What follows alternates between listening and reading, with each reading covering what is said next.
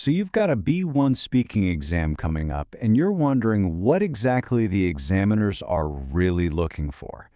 Well, today we're going to break down a model performance, piece by piece, and uncover a super clear and repeatable formula for success. Let's get right into it. So how do you ace it? It's so much more than just knowing the grammar, right? It's about strategy and it's about communication. We're going to use a mock exam as our case study today to really pull apart the strategies that will lead you to a top score. Here's how we're going to break it all down. First, we'll get to know the exam itself. Then, we'll look at how to structure your prepared topic. After that, we're jumping right into the performance, both the topic and conversation parts. And finally, we'll boil it all down to a simple, powerful success formula that you can use. Okay, first things first. You can't win the game if you don't know the rules, right? So success really begins with understanding the structure and the expectations of the GESE Grade 5 exam. Get this. The entire exam is just 10 minutes long. That's it. 10 minutes. That means every single second counts.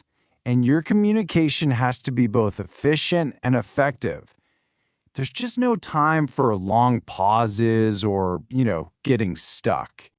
And those 10 minutes are split right down the middle into two distinct halves. The first 5 minutes, that's the topic phase. This is your show. You lead the discussion on a subject that you've prepared ahead of time. The second 5 minutes, that's the conversation phase, where the examiner takes the lead and asks you about two different topics.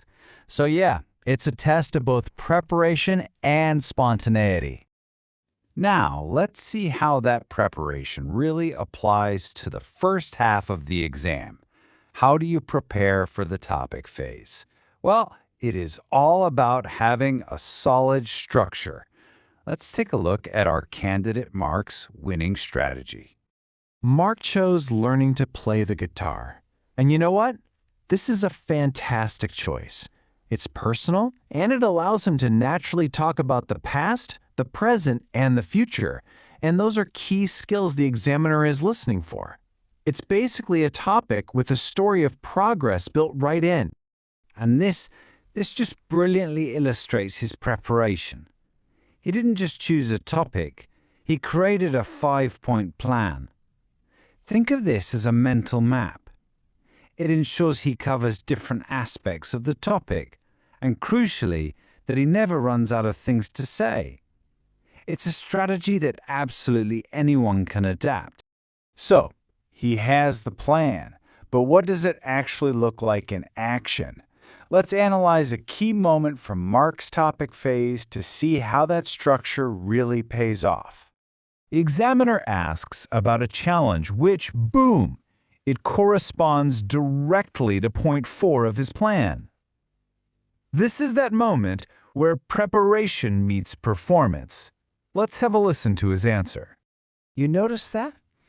It isn't just a simple statement. It's a mini story.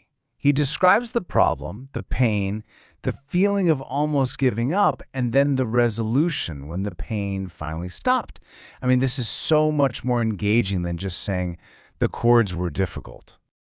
Okay, let's break down why that answer was just so effective. See, it wasn't just one thing. He told a story showing perseverance. He used the past tense perfectly to talk about that challenge. And, this is key, he connected that past struggle to his present ability. A great answer works on multiple levels all at once. All right, so that was the prepared part. But what happens when the examiner takes over? Let's move on to the second half, the conversation phase. This is all about thinking on your feet. The examiner chose two subjects for Mark, music and special occasions. These are really broad topics, and that's on purpose. They're designed to test his ability to have a natural, spontaneous conversation. Let's look at a question from the music section. The examiner asks a simple "have you ever" question. Now, a weak answer would be a simple yes or no. Let's see how Mark handled it. Look at that. He answers the question directly, but then he gives a specific example from the past, adds descriptive details like, the energy was incredible, and then he projects into the future. He's not just answering a question, he is building a conversation. So why does this work so well? Well, he extends his answer, providing all this rich detail. And most importantly, he effortlessly shows his grammatical range by using both the past tense and a future tense. This shows the examiner that he can handle different time frames fluidly, and that's a key B1 skill. So we've seen Mark succeed in both the prepared and the spontaneous parts of the exam. So what can we distill from his performance? Let's put it all together into a simple, memorable formula. First, and this is a crucial mindset shift, the examiners know you're not a native speaker. They are not looking for perfection. Mark made a few small mistakes, and you know what? It didn't matter. The goal is clear communication and keeping that conversation moving forward. And here it is, the formula for B1 success. Always give extended answers, never just yes or no. Actively try to use different tenses to show your range. Support what you're saying with reasons and opinions. And above all, do your part to keep the conversation flowing. This right here is your checklist for success.